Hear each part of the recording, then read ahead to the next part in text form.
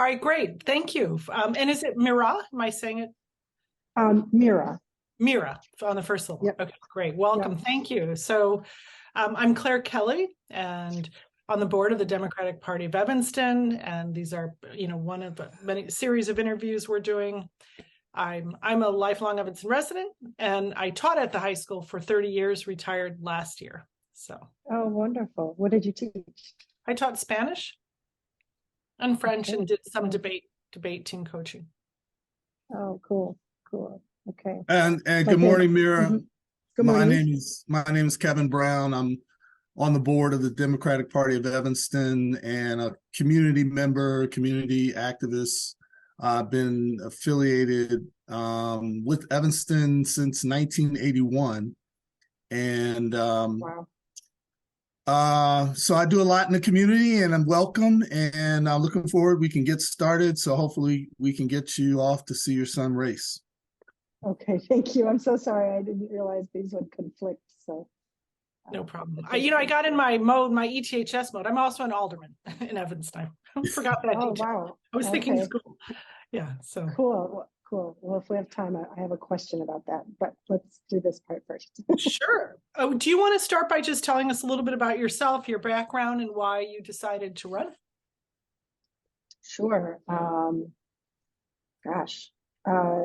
So I'm in education, so school boards are part of my daily life, and I am the mother of 3, and 2 are here at the high school, and so as they got older, I thought, well, that's something I could have time for, because it is extra on top of my career and my family. And then, we went through are going through COVID. And so in a very historic moment, when we were also coming up on Eric Witherspoon's retirement, there's just and then the fact that there was an open seat. I mean, all of those things was kind of like the perfect storm for me. My kids weren't too young. We had a crisis on our hands. We had a moment where we were going to have a new superintendent. And I'm also sit on the other side of the board as an administrator twice a month, because we have bi-monthly board meetings. So I wanted to experience this and be a part of something really special. Dr. Marcus Campbell was recently hired as superintendent. He's listed social emotional learning, safety, post-secondary planning, and equity as his 4 key focuses as his tenure for superintendent. What do these goals mean to you, and how do you foresee prioritizing them? What skills do you have to strategically align the board with your vision? And then what measurements, qualitative, quantitative, do you think you'd use to help Dr. Campbell meet his goals? Okay, just for full disclosure, I don't have a pen and paper, so there are a lot of pieces there. You just help me to stay focused. Definitely. Okay, so the goals, I mean, we separate them and we bucket them, but they're all intertwined. You can't have a culturally responsive education, an educational experience in a building for kids if the climate and the attitudes of the adults are not conducive to creating relationships so that kids can take the risk and get in the learning pit. And, so they're all social emotional learning is part of culturally responsive practice. And so his work and the way that I see how I can play into helping him to achieve those goals for our students is an interesting dance, I would argue. So part of the way that I see things is to question and simultaneously support. So the ways that I question things are when we get reports or we get information, and I have to ask questions that allow for equity, allow for justice to be in the room, right? So if they're saying that all kids are invited to, let's say, on trips, and that they're open to everyone, it's very inclusive, then I have to ask questions about, well, how do you know? In what ways are you ensuring that?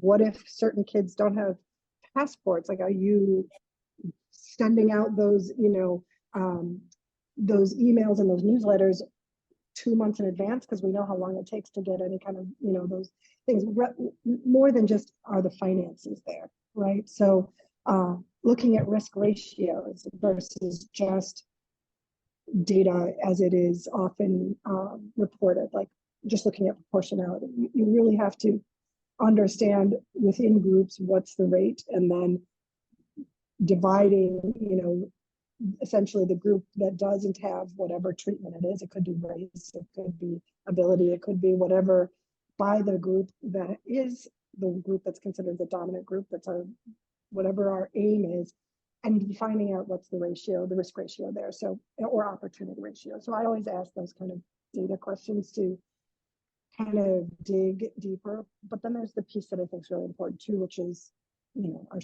centering our student voice in more ways than data. And I don't mean that more than just numbers, right? So they speak with numbers, but they also speak within, so really listening to those interviews that they do with the kids. I can't remember, they renamed it. It was the Witherspoon Bell or something like that. But reading what the kids are saying, reading the newspaper, I sit next to the board liaison, the student liaison, and I have my own kids. So I want to hear that level of qualitative data, as well as looking at the quantitative pieces to help with, how do kids feel at school? Is there really a sense and a culture of feeling academically, physically, emotionally safe? Anyway, I could keep going. Let me just stop there. What didn't I answer? I think you talked about measurements, qualitative and quantitative, just your skill sets that you have that strategically align the board with your vision.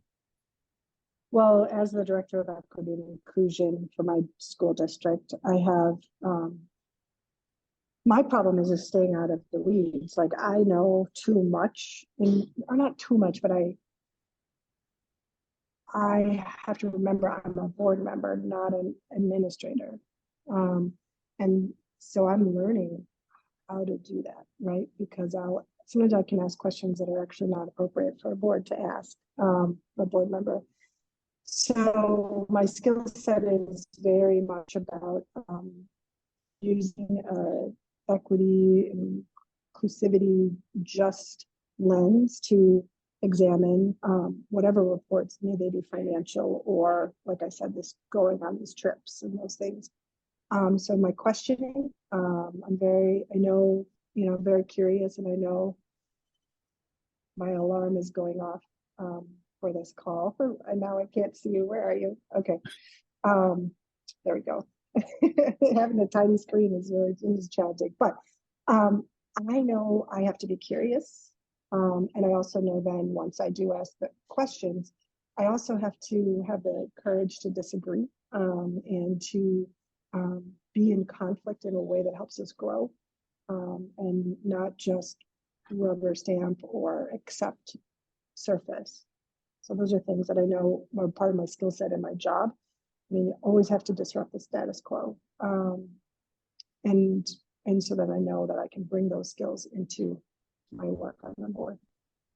Thank you. Can I ask a follow-up on that a little bit? So with regard to success around equity and inclusion, and you talked a lot about data, qualitative and quantitative. Can you reference any sort of specific data or studies that you think the high school should engage in that will illustrate, that will have accurate or get closer to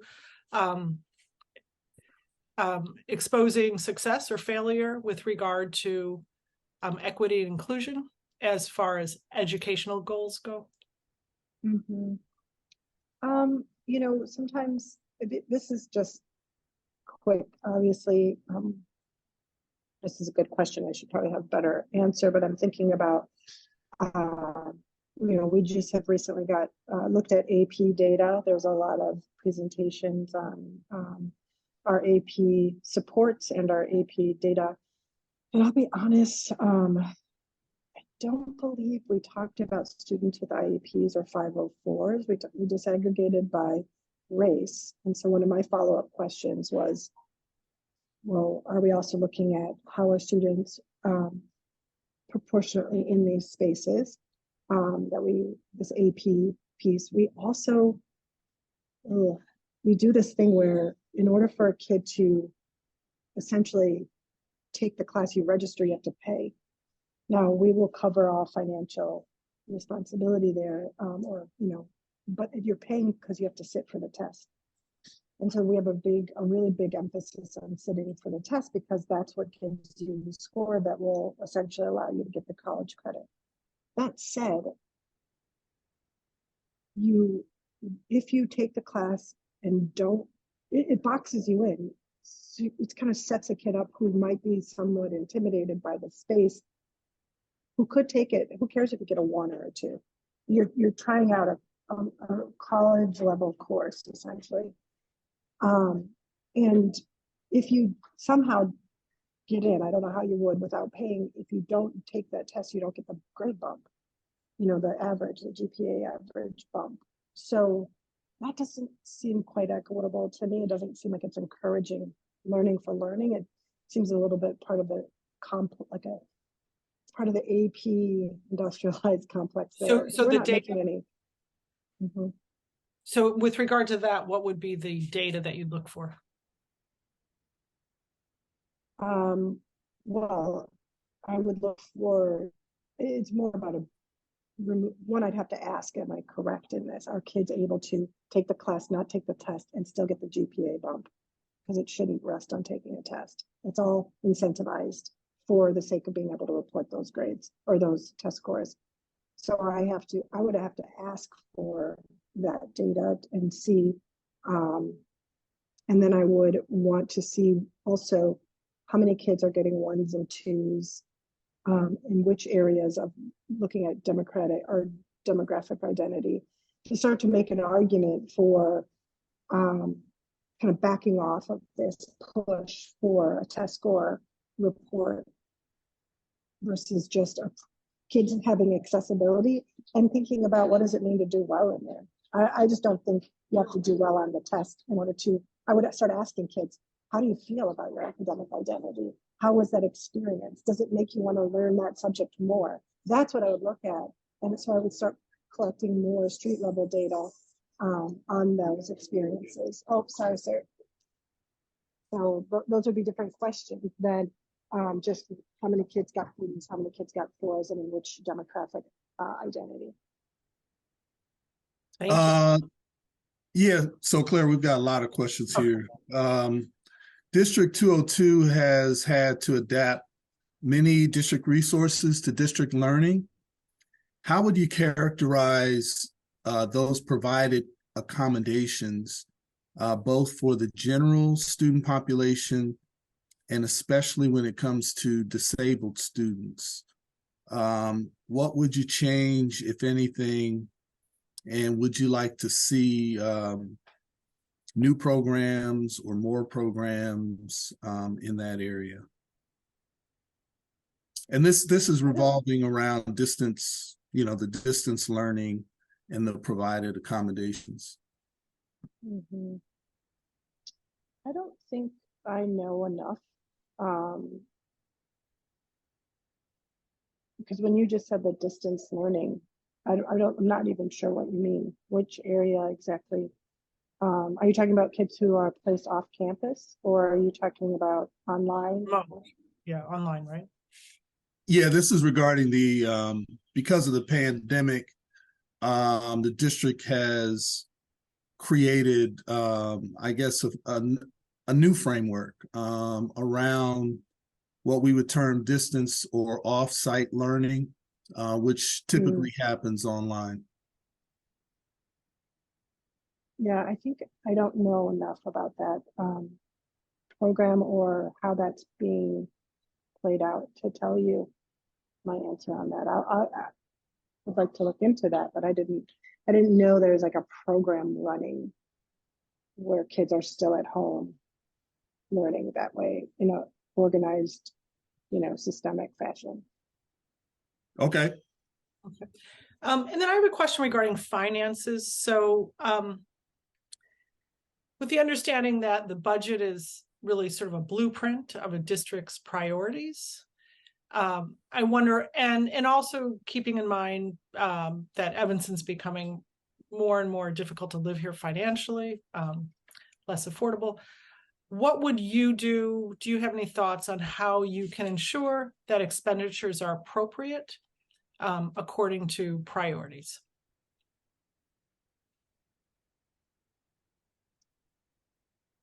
I mean, it's an interesting piece because, fundamentally that's a major role of the board, right? Is to be in charge of the budget, or at least approve it. Really is I think we're talking about $100 million. Like, it's huge, and what I do is I really look at what is it that we are arguing is fundamentally at the core, and there's a tension because staffing is what takes the most of any school budget. But when we start looking at, when we add roles or we add people, we have to also ask them, what's the impact that we hope to desire or to get from that extra role, that extra individual? Because there's programs, but that's not usually very sustainable. You want things to be driven through staff and students. So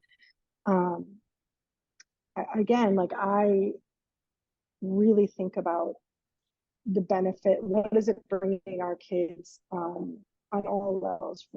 Is it class size that would go up or down? Is it so I'm biased, for instance, with a new director of equity and inclusion. Yes, that is an amazing use of resource there, because I know all the ways in which the work happens and how many it touches every single kid. It's not 120 kids a year. It's close to 4,000 kids a year, if that role can really play out. But when we're talking about something like, let's say, sustainability, like, I know when we're looking at climate, and there's a argument for getting, I can't think of the title of let's say it's climate coordinator or something like that. And then we have the tension between that and kids who aren't feeling safe walking around in the various areas coming to school, after school.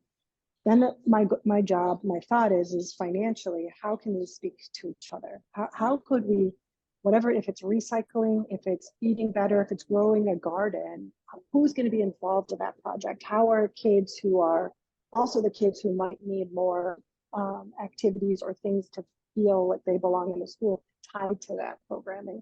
And so then I look for connections in our budget. So how does that thing that seems kind of outside of it, or fixing a hallway or a roof, I ask, well, which part of the school, which courses or departments are in that area? Who's gonna, if it's like, we do a lot with art here and we pride ourselves in that, but do we also do a lot for our special education area or department? Do we do a lot for our maintenance and for the, tech? So I think about things like that when I'm looking at budget increase, or I'm looking at new line items, or, so I try to just understand, how it actually will impact our students, whatever it is. I don't know, so I'm just, again, asking questions. Okay. Yeah. This is pretty important. This is regarding school safety and weapons detectors and student safety. It's been a recurring theme at ETHS for many decades. We recently had a gun lockdown incident at the school, and District 202 board is considering whether to share access to surveillance cameras in an intergovernmental agreement with the city of Evanston. So the question is, where do you envision the district moving on issues of safety, security, access, and responsibility during your potential tenure with the board? And what do you feel are the rights and interests that you have to balance along with safety and privacy concerns? And do you kind of keep up with these issues with the local Evanston media? So let me I'm going to answer this, and then I'm going to go because I really want to see my son. And I can reschedule. Absolutely. I mean, disrespect. I feel like this is a moment for the school and the city to really work together. And I don't know if I think we are doing that more, especially with a new chief. And we have an opportunity because the school already has, we have North Shore Health in our school, right? So why wouldn't we have psychologists and therapists here too? Like, kids shouldn't just be able to get their knees checked or a flu shot. They should be able to seek emotional support, mental health support in our schools, because I think that that's part of our safety. That's part of helping. And it just makes it real convenient when you don't have to leave and, go get your flu shot. And so we know that, and we are very much the hub of the community. People come back for football games, et cetera, like the theater, et cetera. So that's one thing that I think a lot about. And because if you know Evanston, as you do, there's not a lot of places for teenagers to like hang out and have fun. Yeah, you can, if you're in a sport, you can go to, the soccer pitch, or you can go ice skate. But I'm talking about like, there's no place to also go for a dance party or to, really like skateboard. Like, it's more like you shouldn't go there, you can't go there. I grew up in Madison, Wisconsin, where we had like those things a little bit more, like a place to go dance. That wasn't, it was an underage place. It wasn't a bar or anything like that. But so I worry about that for our kids. Thank goodness we've got the theater back open, and it looks like there's some things there to do. Hopefully they won't price out all of us. So I think about those all in the name of safety, because those are part of what we're looking at. Is when kids are enjoying themselves and busy and feeling it, they are not, as easily drawn into or just subjected to the violence that we see. I also think about, this is a huge school. There will be no, at least I will never vote for a metal detector situation, but I do know that there are other ways to create more safety in our school. I can't really talk about those other ways publicly, but just we are doing other things, and there will be an increase in security. Sorry, I know I'm right in the way. I'm sorry.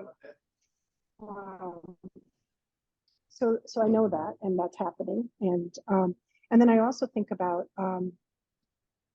the relationship with police in Evanston, within our school and outside of our school. There's always a tension between, do we want school resource officers or not? I'm someone who thinks that if the school resource officer plays it right, it's a really important place to be in a school that is as large as ours. I work at a school where there's 2,000 kids on it, a little bit below that, and there are school resource officers there too. There's something really important about lag time and about delay time between an outside police force and when you have somebody inside that can help in a crisis situation. And when they're not in crisis, there's a lot of work that can be done. It's like our block parties. They send the police and the fire department there. It's all propaganda. It's all to build relationships. It's all a move. Well, we can do that here too, much better, if our SRO is accessible and open to the discussions and talking about bringing down those barriers. So I think there's more to be done between the city and the school, and forging better relationships. I know they want to. It's just kind of helping them to learn to do that better. What they wear in the school, that's negotiated between the police and the school. It's not a given that they have to be in full tactical gear walking around our hallways. So those things are important to talk about and to establish as well. And then I can't quite tell about the community. I have my little silo around me, and I try to, to have conversations with people who just don't tell me what I want to hear. Do we need a town hall? Do we need more communication with our community so that they can understand what's happening? So that's what this, process of running for school board can facilitate some of those conversations. And so I'm curious to hear what more people are saying that aren't in my immediate neighborhood circles. All right. Thank you so Thank much. you. Thank you so much for your time, and I hope your son wins his race. I thank you for indulging me. The cross country or track? It's track, indoor, and it's a big, multi-school invitational. So he's just, we've got family who came to watch and that kind of stuff. So I just thank you. Okay. What year is your son? Oh yeah, he's a sophomore. All right, great. Yeah, so we got and then I have a senior who's graduating, and so it's a good year.